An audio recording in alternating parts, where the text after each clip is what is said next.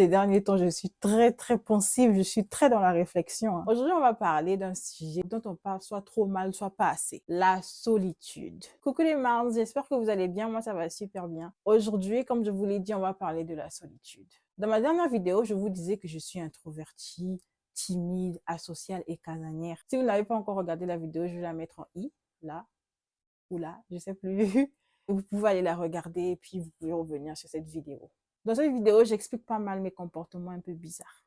Comme ça, vous allez me comprendre. Enfin, surtout les personnes qui me connaissent personnellement, vous allez me comprendre après cette vidéo. Donc, si vous ne l'avez pas regardée, allez la regarder. Aujourd'hui, j'ai envie d'aller un peu plus loin parce qu'il y a une énorme différence entre être seul parce qu'on l'a choisi et être seul parce qu'on ne sait pas faire autrement. Bref, la solitude choisie vs la solitude subie.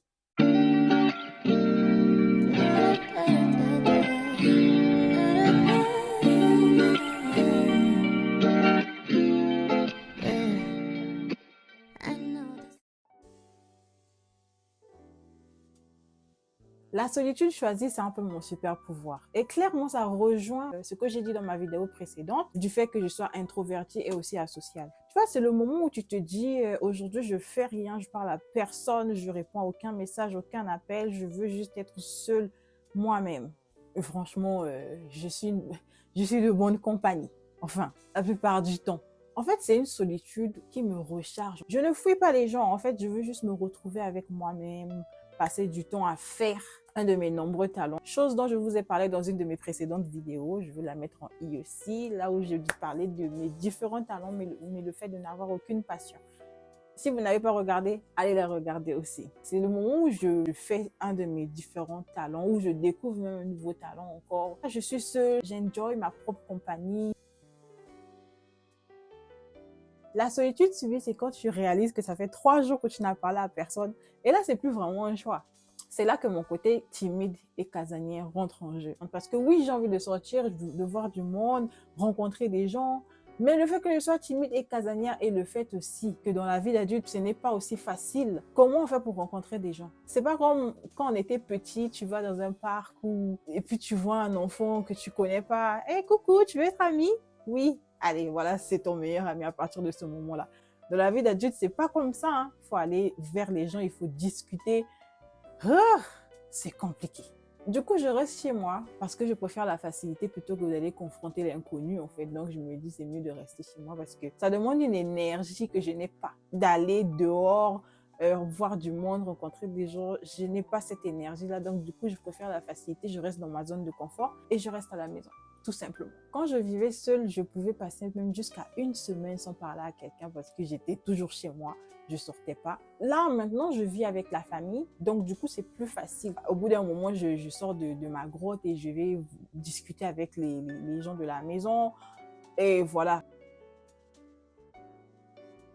Le plus bizarre, c'est le mélange des deux. Tu commences ta journée tranquille, tu te dis hey, aujourd'hui je fous rien, je parle à personne, je veux être seule, que personne ne me parle, je ne veux pas répondre aux messages, je ne réponds pas aux appels. Et puis au fur et à mesure de la journée, le soir, tu commences à scroller sur ton téléphone, tu vois des gens qui sont sortis, tu vois des gens en terrasse, des sorties, des rires.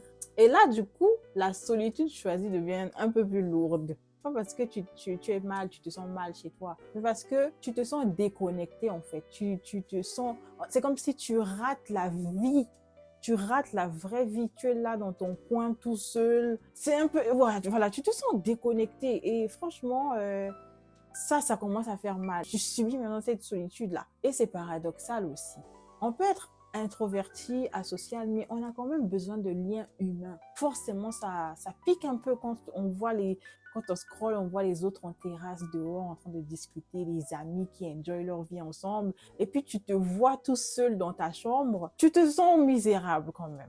Mais ça dure pas trop ici. Comme je dis, le mélange des deux, c'est un peu bizarre. Ça dure pas trop. Tu te sens mal pendant quelques secondes. Après, tu recommences encore à enjoy ta solitude. Parce que quand tu penses à toute l'énergie, à tout l'effort qu'il faut faire pour pouvoir avoir cette vie-là, tu te rappelles que non, finalement, c'est bon, je suis bien seule. Parce que quelqu'un comme moi, par exemple, comme je vous l'ai dit dans ma précédente vidéo, je suis introvertie, asociale, timide, casanière. Donc, quand je repense au fait que pour avoir cette vie-là, il faut discuter, il faut se faire des amis, il faut machin, machin, machin, je me dis, ah, c'est bon. Je suis bien seule. Donc voilà, si vous vous sentez seule, en fait, posez-vous la question, est-ce que cette solitude me fait du bien ou pas? Si ça vous fait du bien, bah, tant mieux. Donc, vous n'avez pas besoin de changer ça. Mais si vous vous sentez mal dedans, bah, il y a quelque chose à changer en fait. En tout cas, moi, j'apprends à jongler entre les deux. Et vous, est-ce que vous êtes plutôt solitude choisie ou solitude subie?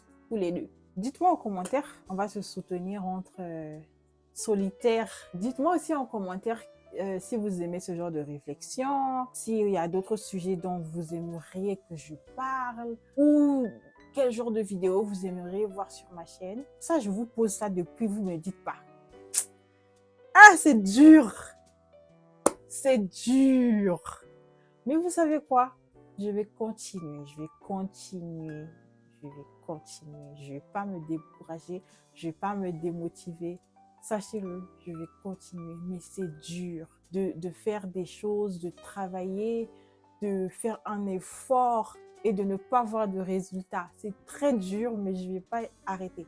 Je vous pose la question à plusieurs reprises, mais vous ne me répondez pas. Et c'est dur de parler dans le vide. Mais bon, on va continuer, on va pas s'arrêter comme ça. Un jour, j'aurai ma communauté. Un jour, j'aurai ces personnes-là qui vont me soutenir, qui vont me répondre, qui vont me parler, qui vont me donner des suggestions. Ça viendra.